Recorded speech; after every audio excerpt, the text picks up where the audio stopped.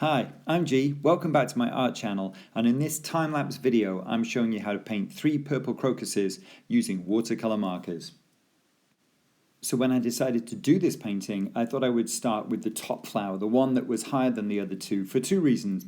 First one, I felt it was best to do the top flower first, that way I wouldn't be smudging and getting my hand all over the rest of the work as I painted. And the other reason was because it looked like it was the easiest one out of the 3 flowers to do first. So I thought I would start with that one and build my confidence. And here you can see me laying down my initial washes of colour. So I'm using 2 watercolour markers here.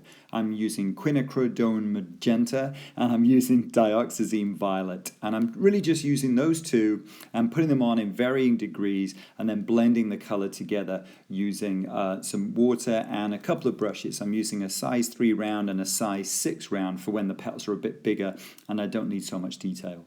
Now you can see me adding some of the detail once I've got my washes in, and it's this really fine vein work that you have across the crocuses that really makes them, crocuses and makes them what they are. And here you can see me using the paper as a palette.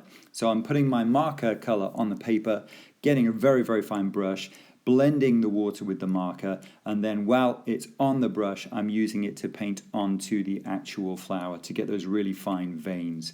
Now for the second flower that you can see me doing here, this was a little bit more in shadow than the first flower. So I was going to rely much more on the Dioxazine Violet for this one and less so on the magenta. I've still got to put some magenta in, otherwise it's going to look totally different to the first flower. So I've got to borrow some of the color from that first flower and take it into this one. But there's going to be a lot more of the Dioxazine Violet on this one. So I'm still doing the same approach of doing basic washes first of all, and for this one I'm using some little dropped in bits of clean water to create some blooms when I felt that the colour was getting a bit too strong and a bit too dark. Now as I roll into this bit, you're going to see me start doing the veins in the middle, and these veins were more complicated than the ones on the first flower, but I felt as though I was getting a bit more confident as I went along, having done the first one which were more or less straight lines. With this one the veins really break apart and they split, and there's so many more lines to try and deal with. So I put down a base layer of just the Quinacridone Magenta, you can see first of all, and now you can see me getting Dioxazine Violet on the brush and going over some of that magenta, not all of it, but some of it with the slightly darker violet to show that those veins are slightly more shadowed and in a darker part of the flower. The middle is the same combination as I used before, so it's the cadmium yellow hue, and then I'm using the magenta as the kind of dark color to blend in to make a really deep, rich, orangey red where I needed shadow and the center of those crocus. So for this third and final flower, I'm going to use a lot more of both colours, almost a balance of the two, because it's in between the 2 flowers that I've done already. So a lot of the magenta, a lot of the violet, blending those two together. And that's what you can see me doing with these first initial washes of colour. So I'm putting on a basic wash of colour, which is something that I don't always do with watercolour markers. And then I'm having to add a second layer of colour on, usually for the shadows, because you can see the shadows have got quite a sharp edge and they're also quite a lot darker than the base colour that I put on. But these 2 flowers you can see opening in the center, they're catching a lot of light. So now I know that I've got to do these 2 quite pale, and you even see me blot part of the paint away there using a dry paper towel because I put on the color too strong to begin with. Then when I have a little chance to look at it and kind of appraise it, I realize I need to put more color on. So quite heavy with the magenta at this point to get that nice warm pinky purple going on, especially with these lighter petals. And then once I've got those sections in and some more sharp shadows, it's time to go in with the fine brush again and do some of that really delicate kind of vein work. And again, you see me going in with the magenta first of all, trying to curve some of those lines so that it gives the impression that the petal is curving outwards, but also having some of those lines going fairly straight from the center of the flower up towards the center top of the petal. So some of those lines look a little bit straighter, but I'm still trying to give them a bit of curve.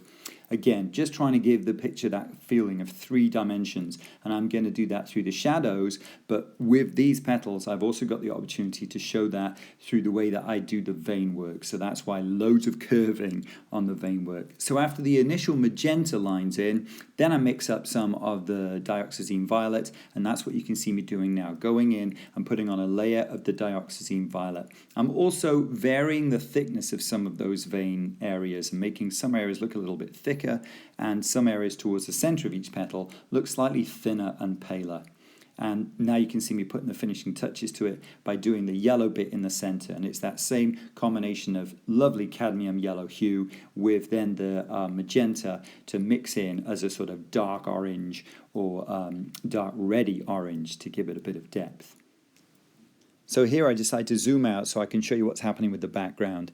Now I'm putting in sap green in the background, just a wash of basic sap green, keeping it quite saturated close to the center of the flowers, but then fading it out with lots of water and making it really, really pale as it gets further and further away from the flowers. And at this point I was thinking, can I just leave it as sap green? You know, I was umming and ahhing about doing a background anyway, and so I was a bit like, oh, I could just leave it as sap green.